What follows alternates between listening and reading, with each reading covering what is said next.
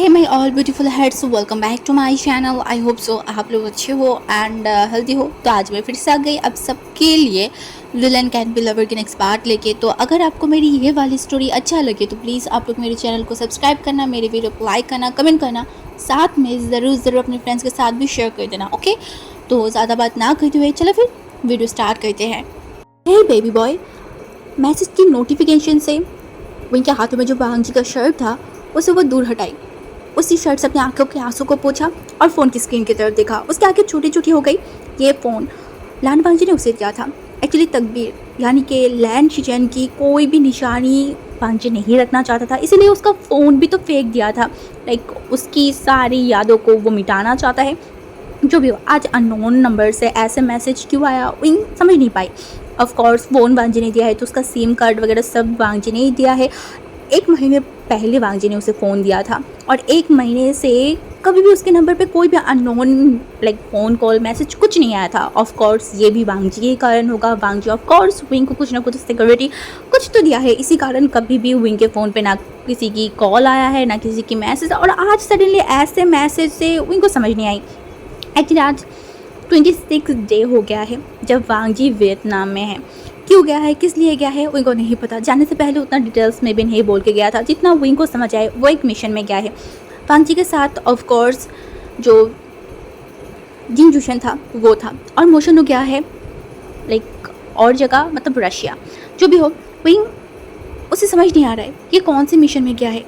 वांजी के खालीपन उसे दिन ब दिन बहुत ज़्यादा बेचैन कराए। इन दिनों में बस कुछ ही बार विंग एंड वांजी की बातें हुआ है एंड इससे विंग को बहुत ज़्यादा बुरा लगता है। वांजी के अलावा पता नहीं क्यों उसे कुछ अच्छा नहीं लग रहा है। उसका दिल बेचैन होते जाता है। हर टाइम उसे डर लगा रहता है कि आज कुछ हो ना जाए, आज कुछ हो ना जाए। जब भी वांजी घर के बाहर जाती है विंग को पता होती है कि वो कितना ज़्यादा डरा रहता है। वांजी जिस प्रोफेशन में है जो है उसे विंग को ना चाहते हुए डरे रहना चाहिए। और इस बार की मिशन विंग को बिल्कुल भी नॉर्मल नहीं लग रहा है। उसे लग रहा है कि कुछ होने वाला है, कुछ बड़ा सा चीज़। और सडनली ये मैसेज किसने किया होगा विंग को समझ नहीं आ रहा था। 3 दिन पहले वांजी ऑफ कोर्स विंग को फ़ोन लाइक एक मैसेज करके बताया था कि वो आज आने वाला है, वांजी आज आएगा। जब भी हो तब भी फिर से और एक मैसेज आई। अब विंग का ध्यान पूरा का पूरा अपनी फ़ोन के पास गई और विंग उस मैसेज की तरफ देखा। फिर से एक ही टाइप की मैसेज, हाय बेबी। अब विंग को समझ नहीं आई तो उसने मैसेज किया, कौन है आप, आर यू सिंगल। विंग का दिमाग ख़राब हो गई। वो लाइक ना जान ना पहचान, सीधा इस तरीके की क्वेश्चन कौन किसे पढ़ता है। तो विंग ने बोला, ना, I am a mafia husband. इसका मतलब है अब मुझे एक अच्छा खासा डिवोर्स तो है ढूंढना पड़ेगा, cause I want you baby. Wing जो शॉक्ड हो गया था वो जल्दी जल्दी क्या रिप्लाई करे उससे पहले समझ नहीं आई। फिर से उसने बोला, वाओ इतना confident, yes my gorgeous baby. Wing जो शौक था उसे थोड़ा लाइक शक भी फील हो रहा था। फिर वो अपने लिप्स में बाइट किया, कुछ सोचा, फिर उसके फेस पे एक डेविलिश से स्माइल आ गई, हाँ एक रहस्यमयी। और फिर उसने रिप्लाई किया, I don't need a man, well I know darling but I need you badly. Hey mister, flirt कर रहे हो क्या? व्हाट द हैक, फ्लर्ट क्यों करूँगी? फ्लर्ट के अलावा कुछ और कर सकती हो। विंग जिसके आगे छोटे छोटे हो गए उसने बोला, मतलब दिल से दिल तक, आई मीन प्यार, उसके बाद आगे का आगे सोचेंगे। विंग जो सोच में पड़ गई उसे बोला, आपको पता भी है मेरी हस्बैंड कौन है, जान से मार देगा आपको। और आप एक ऐसे शख्स की हस्बैंड के साथ इस तरीके के बिहेवियर पे बात कर रहे हो जो लिटरली आपको मार सकता है, आपको जान से मार देगा।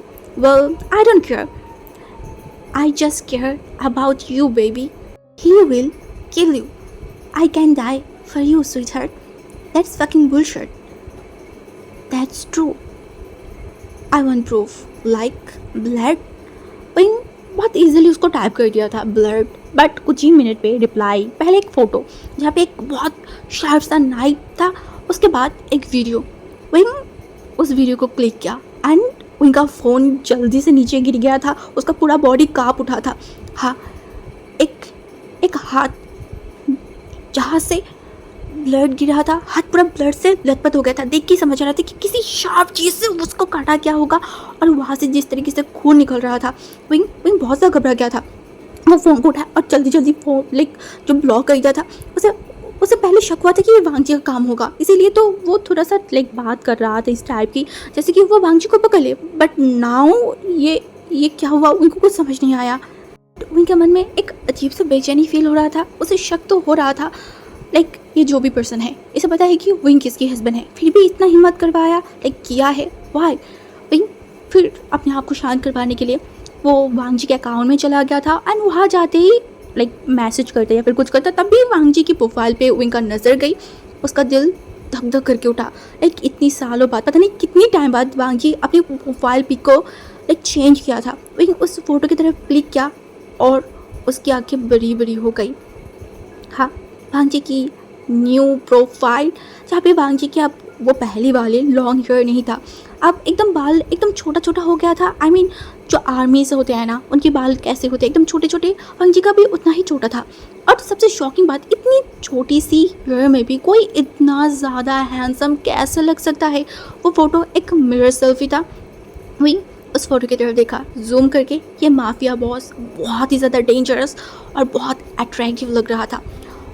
उसकी बॉडी में एक ब्लैक कलर की टी शर्ट था। हाँ, और क्योंकि एक हाथ से फ़ोन था और सेल्फी खींच रहा था तो उसका जो हैंड था ना वो मसल था, वो दिखाई दे रहा था। और मसल देखते ही विंग का आके गया वांगजी के टैटू के ऊपर। आई मीन इस इंसान ने अगेन एक न्यू टैटू किया है।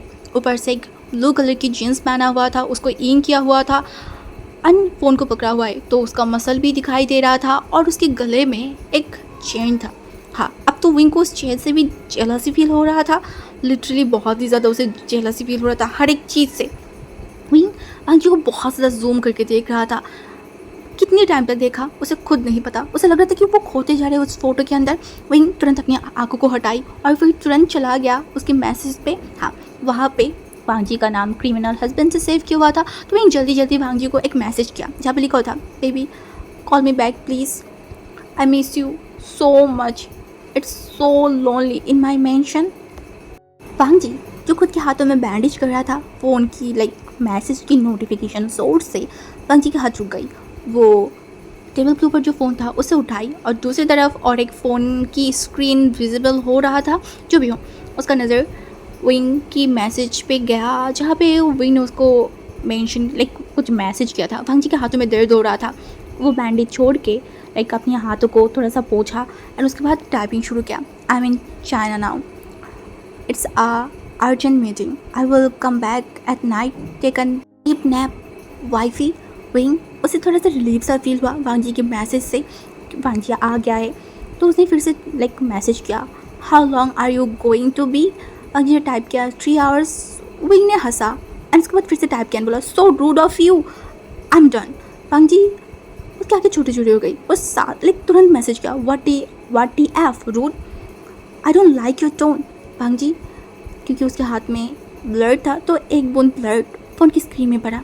वांगजी उसको क्लीन तक नहीं किया, उसी ब्लड के साथ वो टाइप करने स्टार्ट किया, I will be mention in 3 hours, my beautiful fucking dark red. एकदम से उछल उठा एंड वो बिस्तर पे लेट गया क्योंकि वो बहुत ज़ोर से उछला था ना, तो फ़ोन थोड़ा सा दूसरी तरफ चला गया था। विंग अपने मुंह को पिलो के अंदर छुपा लिया, वो हंस रहा था, उसे पता नहीं बहुत ज़्यादा खुश हो रहा था। तभी फिर से मैसेज की टंग हुआ, वहाँ पे वांगजी का मैसेज था, एक वॉइस मैसेज। विंग उसको प्ले किया, वहाँ पे वांगजी की डीप वॉइस सुनाई दिया, what's up my baby. Wing Wangji की वो भारी और अट्रैक्टिव वॉइस सुन पाया। लिटरली जब वांगजी इस टोन पे इस तरीके से भारी तरीके से बात करता है ना, उनको लिटरली पता नहीं उसे कैसा फील होता है, बट उसका पूरा बॉडी शिवर करके उठता है और उसे बहुत ही ज़्यादा अलग सा फील होती है, लाइक हॉट या फिर समथिंग, उनको नहीं पता। उनका गला सूखने लगा था एंड विंग इस बार उसने भी वांगजी को वॉइस मेल भेजा। वहाँ पे लिखा हुआ था, व्हाट्सअप डैडी। वांगजी ने हंसा, उसके बाद कोई जवाब नहीं दिया। लिटरली वो फाइल को देखने लगा। कुछ टाइम बाद जो मीटिंग होने वाला है, विंग जो कि अगेन वांगजी को मैसेज किया, वहाँ पे लिखा हुआ था, what's your favourite hobby mister Lan. Wangji तुरंत विंग को रिप्लाई किया, स्टॉकिंग। हाँ, विंग चुपचाप उठा, कैबिनेट के पास गई एंड वहाँ से वो ढूंढने लगा। फिर उसे एक अच्छा खासा ड्रेस मिला, शर्ट। विंग अपने कपड़ों को चेंज करते करते टाइप किया, ओ आई एम चेंजिंग। वांगजी तुरंत रिप्लाई दिया, आई एम वॉचिंग। वांग जी के सामने लैपटॉप था और वो टाइप कर रहा था, उसका नज़र लैपटॉप की तरफ ही था। हाँ, विंग थोड़ा मुंडी घुमा के दूसरी तरफ देखा। सीसीटीवी फुटेज, हाँ, विंग ने जो शक किया था वही सही निकला। वो शख्स लान वांगजी ही था। वो जहाँ पे भी रहे, जिस भी दुनिया में रहे, वो विंग के ऊपर अपनी नज़रें टिका के रखता है, चाहे वो सेम कंट्री में रहे, सेम शहर में या फिर डिफरेंट। वांगजी हर पल हर सेकंड विंग को देखता है, विंग के बारे में पता करवाता है। ये तो विंग को पता है, और अब भी इतनी सारी कॉन्वर्सेशन हुआ, इतनी सारी चीज़ें हुआ और वांगजी को नहीं पता चलेगा। क्या ये पॉसिबल है? ऊपर से अगर वांगजी को पता होता तो क्या वो शांत तरीके से विंग के साथ फ्लर्टिंग करता, बात करता? ये पॉसिबल ही नहीं है। एंड ये विंग जानता है, एंड इसीलिए तो उसके फेस पे एक डेविलिश से स्माइल आ गई। वो कवर से वांगजी का एक गन बाहर निकाला, फिर एक गाना प्ले किया और उस गन के साथ गाना गुनगुनाते गुनाते वो उस सीसीटीवी कैमरे की तरफ गन को टक किया और वहाँ पे गोली तो नहीं मारा, बट माइंड ने जैसे इशारा किया, फिर उस गन पे फूंक मारा। हाँ, और विंग की गाने से लेकर विंग की सारी चीज़ तक वांगजी ने देखा, बट विंग वहाँ तक नहीं रुका। उसे पता है वांगजी देख रहा है। हाँ, और शायद वो दिखाना भी चाहता है, किसको पता। वांगजी उस स्क्रीन की तरफ देखा और विंग एक एक करके बहुत ध्यान से, जैसे कि उसके पास बहुत इनफ टाइम है, वो एक एक बटन ओपन करने लगा। वांगजी का गला सूखते जा रहा था। हाँ, शर्ट चेंज करती जब बारी आई पैंट की, तब वांगजी और देख नहीं पाया। अगर देख लिया तो उसके बाद क्या होगा? बहुत सारी चीज़ें, और इससे भी बड़ी बात, उसका हस्बैंड उसको पकड़ लिया। हाँ, विंग पकड़ लिया। वांगजी जो खेलना चाहता था वो हुआ ही नहीं। इससे पहली बार जब विंग ने खेल खेला था तो इस बार सोचा वांगजी भी थोड़ा खेल ही ले, बट उसका हस्बैंड राइट नाउ थोड़ा बहुत ही ज़्यादा समझदार हो गया है या फिर डेंजरस, दोनों ही, जो भी हो। विंग ने उसको पकड़ लिया। वांगजी को थोड़ा शौक भी हो रहा था, और वांगजी अब क्या करने वाला है ये उनको पता है। शायद वो दौड़ के वॉशरूम चला गया होगा। इससे पहले भी बहुत बार ऐसा हुआ है, विंग को याद है। वांगजी की वियतनाम जाने से पहले भी तो ऐसे ही हुआ था। इतनी बार तो वांगजी को विंग ने टीज किया था, जो भी हो। विंग को सोच के हंसी आ रहा था। उस दिन के बाद ही तो वांगजी चला गया वियतनाम। विंग को बुरा लगा था, बट वो वांगजी को ना रोक पाया था और ना वो जाहिर कर पाया था कि उसे बुरा लग रहा है। उस दिन की शाम की बात है, कितने बजे, 5 साढ़े 5 बजे। हाँ, विंग लॉन में गया था। वहाँ की जितनी भी सारी बॉडी गार्ड थे, विंग को देखते ही वहाँ से चला गया था।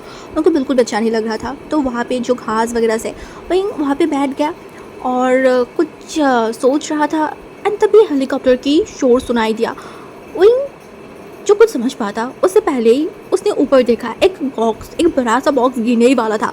विंग चौंक गया, एंड वो बॉक्स जस्ट ज़मीन में गिरता उसे थोड़ा से ऊपर, कितनी ऊपर होगा, ज़्यादा भी नहीं, और तभी वो ब्लास्ट हुआ इतनी ज़ोर से विंग काँप रहा था। एंड उसके बाद लिटरली जो हुआ उससे विंग का पूरा बॉडी शिवर करके उठा था। हाँ, वहाँ पे नोटों की बारिश हो रहा था, नोटों की। विंग चौंक गया था। वो एक नोट ऊपर किया एंड वो चौंक गया। वो चाइनीज़ नोट नहीं है, बिल्कुल भी नहीं। वो KHD, DHD, जोडी एंड USD, ये सब नोट है। करेंसी, यहाँ की नहीं, बाहर की बड़ी बड़ी कंट्री की। विंग चौंक गया था। एंड वो सारी पैसे विंग के कदमों के नीचे, ऐसे जैसे कि वो टिश्यू भी नहीं है, उससे भी गंदा कोई चीज़ है। विंग इतना ज़्यादा चौंक गया था क्योंकि वो सारी पैसा बारिश की तरह बस विंग के ऊपर गिरते ही जा रहा था। विंग ऊपर देखा, उस हेलीकॉप्टर थोड़ा सा नीचे आया एंड वहाँ पे खड़ा था वांगजी। उसके हाथों में और एक बैग था। वो ऊपर से उसे फिर से उड़ाने लगा, जैसे कि कबूतर को हम दाना देते हैं तो किसे उड़ा के देते हैं ना, ठीक उसी तरीके से। हाँ, वांगजी को देख कर विंग चौंक गया था। उसके बाद क्या हुआ? विंग बस बेवकूफ़ की तरह देखता गया और वांगजी एक डेविलिश से स्माइल किया और विंग को आँख मारा। उस हंसी में कुछ था। वह हेलीकॉप्टर थोड़ा और ऊपर गया। विंग देखने लगा वांगजी को। उसको लगा वांगजी उसको देख के गाना गा रहा है या फिर फन कर रहा है। उस दिन बस विंग देखते ही गया। बट ऐसा नहीं कि उस दिन की कहानी वहाँ तक स्टॉप हुआ था। नहीं, उस दिन लास्ट तक वांगजी की जो हेलीकॉप्टर है वो फिर से थोड़ा नीचे आई। विंग चौंक गया, क्या वांगजी नीचे उतरने वाला है टेरेस में? नहीं, वांगजी और एक सूटकेस को नीचे फेंका और आंखों से इशारा किया उनको खोलने के लिए। विंग जो बहुत ज़्यादा चौंका हुआ था उसे पहले समझ नहीं आई, फिर वो धीरे धीरे उस सूटकेस के पास गई और उसे ओपन किया। लिटरली वहाँ पे हीरो की बहुत सारी चीज़ें था, हाँ, नेकलेस वगैरह, पता नहीं क्या क्या चीज़ें था। एंड उसके बाद वहाँ पे यूएसबी मतलब स्विट्ज़रलैंड एंड मतलब बहुत जगह की, यूके, यूएस, यूएवी, मतलब हर एक जगह की जो ब्लैंक कार्ड था, हाँ, वो भरा पड़ा था। उसके बाद ड्रैगन ग्रुप की जितनी भी सारी डॉक्यूमेंट्स है वो सारी चीज़ें था। एंड उससे भी बड़ी बात और भी बहुत सारी पेपर वगैरह, जैसे कि वांगी की बहुत ढेर सारी प्रॉपर्टी की हर एक चीज़। एंड उसके बाद लास्ट में एक नोट, समय उसे तो मैं तोड़ के मोड़ के छोड़ देती हूँ, तुम बस पैसे उड़ाओ, जैसे कि धूलों को जैसे उड़ाया जाता है, हाँ, उसी तरीके से। बस कमाने की जिम्मेदारी मेरी है, उसे तुम्हें लेके सोचने की ज़रूरत नहीं है। बस बस कुत्तों की तरह मुझे धोखा मत देना। और वही वो फ्रीज़ हो गई थी। वो बस कितने घंटों तक वहाँ पे खड़ा था और मिट्टी में उस पैसे की तरफ देखा। उसके हाथों में वो सारी blank card, black card, diamonds, papers, ये देखता गया। वो विंग को ही पता है, सिर्फ और सिर्फ विंग को ही पता है। उसके आगे विंग क्या बोले, उसके पीछे विंग क्या बोले, किसको बोले, कि वांजी तो बहुत पहले उड़ के चला गया था। वांजी विंग को अपनी उंगली से विंग के हाथों में या फिर विंग की आंखों में अच्छे से दिखा दिया कि देखो रेड, उस दिन जो तुम मेरी कुछ प्रॉपर्टी को उड़ाया था, चैरिटी में दे दिया था और तुम्हें लगा था मैं बर्बाद हो जाऊंगी, आज बस तुम्हें मेरी आधा दिखाया है, उसे भी कहीं गुना ज़्यादा प्रॉपर्टी मेरे पास है। पहले तुम इसको उड़ा लो, फिर उसको भी उड़ाना, कोई बात नहीं, तुम जितनी उड़ाओगे मैं उतनी कमा लूँगी, I don't have any problem. और विंग वो बस पुतली की तरह खड़ा था। उसे समझ आ गई उस दिन उसने बेवकूफ़ी किया था, हद से ज़्यादा बेवकूफ़ी किया था। कि अपने डेस्क में बैठा हुआ था, उसका पूरा फोकस उसकी फाइल में था, तभी बाहर से बहुत चिल्ला चिल्ली की शोर रहा था, वो भी किसी ओमेगा की, लाइक फीमेल। ये बिल्कुल भी नॉर्मल नहीं है। बाकी 8वीं माला उसका ये ऑफिस है एंड यहाँ पे कोई भी ओमेगा नहीं है, सिर्फ और सिर्फ मेल है। एंड इन सारी में एंड ये वॉइस वो जानता है, तो वो जल्दी से सिर्फ जो मॉनिटर है वहाँ पे चेक किया। लारा जो गार्ड के साथ फाइट कर रहा है अंदर आने के लिए, वांगी तुरंत गार्ड को ऑर्डर किया एंड बोला उसे अंदर आने के लिए। बस उतना ही इंतज़ार था। लारा किस तरीके से दौड़ के वहाँ पे आई और आती दरवाजे के सामने रुका। वांगी आंखें उठा के भी उसकी तरफ नहीं देखा था, वो बस अपनी फाइल की तरफ देख रहा था, बट लारा नहीं रुका। वो जल्दी जल्दी वांगी की डेस्क के सामने जाके खड़ा हुआ एंड बोला रीड रीड। उसका वॉइस काँप रहा था। वांगी तुरंत अपनी गंभीर टोन से बोला कॉल मी मिस्टर लैन। लारा जिसके फेस पे स्माइल था जो बहुत दर्दनाक था, यहाँ से आने से पहले वो गया था ली मियाओ के ग्रेवयार्ड पे। हाँ, वहाँ पे वो गया, वहाँ पे वो बहुत रोया, फूट फूट के रोया और ली मियाओ को ब्लेम किया कि उसकी ज़िंदगी में आया था जब रहना ही नहीं था। हाँ, क्योंकि जब भी वो सबको उस इंसान को पसंद करता है तो वो इंसान क्यों उसे दूर चला जाता है। ये दुनिया बस क्या उसको तकलीफ ही देगा। हाँ, उसकी मम्मी को, ली मियाओ को, जिससे वो प्यार करते हैं, लान बागजी, वो भी किसी और की बन गई। उसका फादर तो रह के भी उसका नहीं है। क्यों उसका लाइफ इतना हार्ड है, दूर से कोई देखे तो उसका लाइफ उसे ब्यूटीफुल लगेगा, बट लारा को पता है उसका ज़िंदगी कैसा था, बदतर से भी बदतर था। वो किस तरीके से जिया, किस तरीके से तरफ आई, सिर्फ उसको पता है। वो बहुत बहुत रोया और बांगी जब आंखें उठा के उसके तरफ देखा तो उसे समझ आ गई लारा रो रहा था। हाँ, रो रहा था। लारा जिसकी फेस पे स्माइल था, वो कांपती हुई वॉइस के साथ बोला इस दुनिया में सबसे ब्यूटीफुल फीलिंग है किसी के प्यार में पड़ना, और उससे भी दर्दनाक फीलिंग है उस इंसान से कभी वो प्यार रिटर्न में नहीं पाना। भांजी सर ऊपर करके देखा एंड बोला अगर टाइम रहती अपनी फीलिंग को संभाल लो ना तो इतना तकलीफ़ नहीं होना का, लेकिन नहीं होगा। उसी इंसान से प्यार चाहना ये तो बेवकूफ़ी है ना। लारा जो देखा एंड बोला हाँ, बेवकूफ़ी तो है, मैं कर चुकी हूँ, अब पूरा ज़िंदगी बस मैं उसकी भुगतान करूँगी। अंजी कोई जवाब नहीं दिया। लारा ने बोला अगर मैं हार मान गई और यहाँ रुक गई तो मेरी कहानी ख़त्म हो जाएगा। अंजी इस बार जेन्युइनली लारा की तरफ देखा और बहुत ठंडे तरीके से जी पूछा why do you love me, because you are the most handsome and richest man I have even seen. अंजी तुरंत अपनी आंखों को नीचे कर लिया था और गंभीर तरीके से बोला मूव ऑन। वो अपनी घड़ी की तरफ बार बार देख रहा था। Move on. लारा हंसा, बहुत ज़ोर ज़ोर से हंसा, उसकी आंखों से आंसू गिर रहा था। वो बर्बाद है, वो टूट गया है, हाँ, वो टूट गया है जो भांजी देख पा रहा था।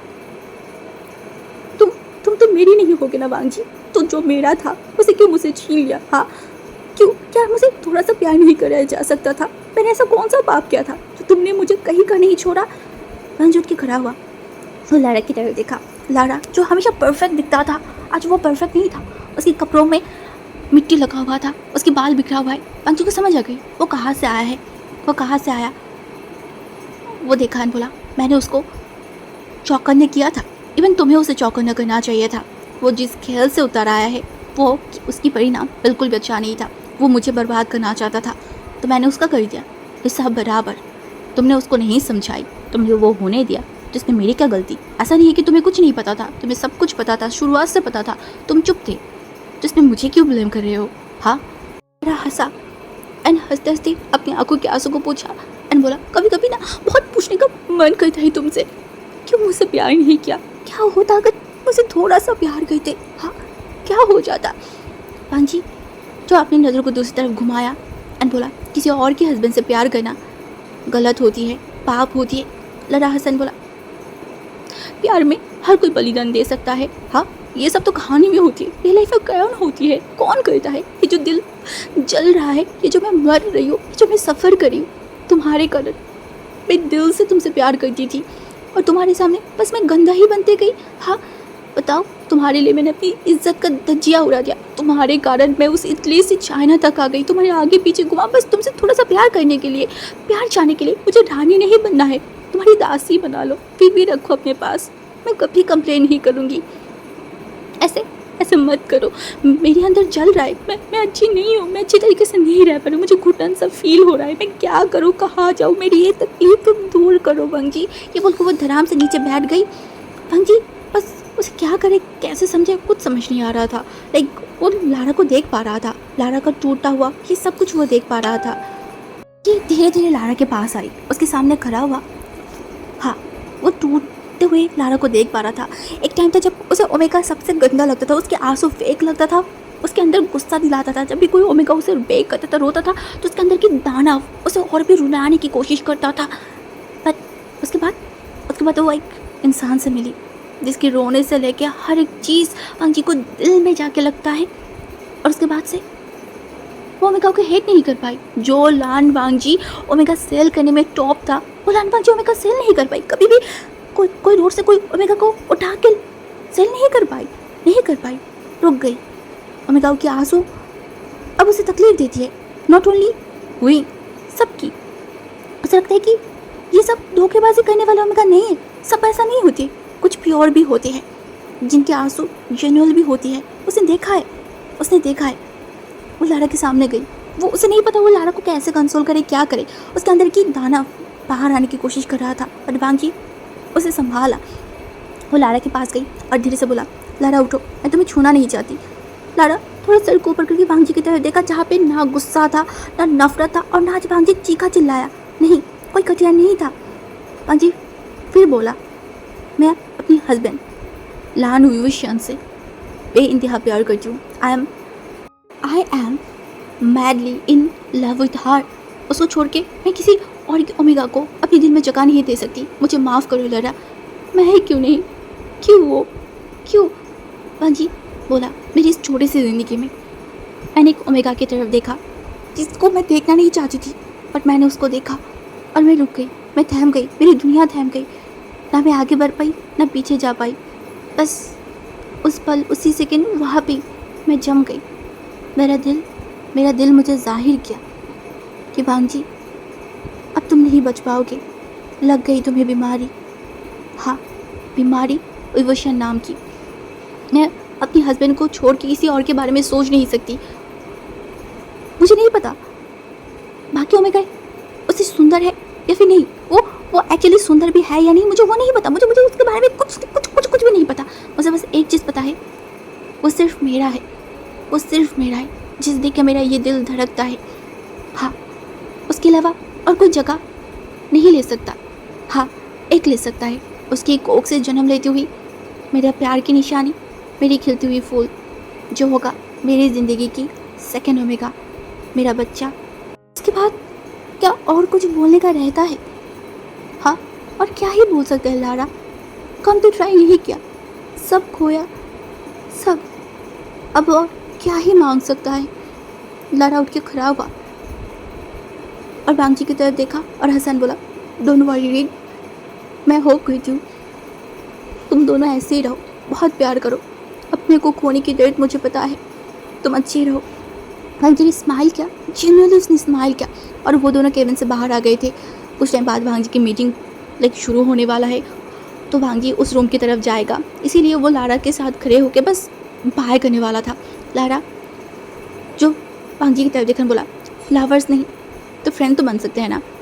ये बोलकर हाथों आगे बढ़ाया था, भांजी उसके हाथों पे हैंडशेक नहीं किया, उसने बस बोला वाई नॉट। लारा जिसे तरह पेन हुआ, तभी भांजी लारा के पीछे किसी को देखा, उसके फेस पे डेविस में स्माइल आ गई थी। वो जस्ट हाथों को आगे बढ़ा के हैंडशेक करने ही वाला था और लारा खुश हो गई। वो थैंक्स बोला, थैंक्स हैंडसम, और हाथ मिला था। उससे पहले ही किसी के चीखने की शोर सुनाई दिया, स्टॉप, ही इज़ माइन। इसको दौड़ते हुए वहाँ पे आई और भांजी को पुल किया, भांजी के सामने एकदम ढाल भर के खड़ा हुआ और लारा की आगे बढ़े हुए हाथों की तरफ देखा और उसके बाद बहुत नौटंकी के साथ भांजी की तरफ देखकर बोला, my feet are hot honey. भांजी अपनी टंग पे बहुत ज़ोर से बाइट करके अपनी स्माइल को, हंसी को कंट्रोल किया। आसपास सब शौक, हाँ सब शौक तब हुए जब भांजी घुटनों में बैठा, उनके पैरों से अपनी शूज़ को उतारा, वो 2 शूज़ अपने लेफ्ट हैंड में लिया और उसके बाद तुरंत झटके से विंग को एकदम अपने कंधे पे उठा लिया और आसपास ना देखते हुए वो सीधा चलने लगा। हाँ, सीधा चलने लगा। सब शौक, सब। लारा वो भी शौक था, ऑफ कोर्स। वो फ्रीज हो गया था। विंग जो भांजी के कंधे में था और तभी भांजी रोका और आसपास देखा, वहाँ पे कुछ लोग काम कर रहे थे एंड भांजी लिटरली चिल्ला के बोला, everyone is fire, I don't gonna see anyone in my office. बस ये बोलने के बाद वो लंबी लंबी कदम लेते हुए वहाँ से चला गया और लारा खड़ा रहा, देखता रहा जब तक भांजी उसके आंखों के सामने से नहीं चला गया। भांजी किस तरीके से विंग को बहुत कस के पकड़ा हुआ था। हाँ, और जब उसने देखा कि सब विंग को देख रहा है तो किस तरीके से विंग को तुरंत अपनी बाहों में ले लिया था, उनकी फेस छुपा लिया।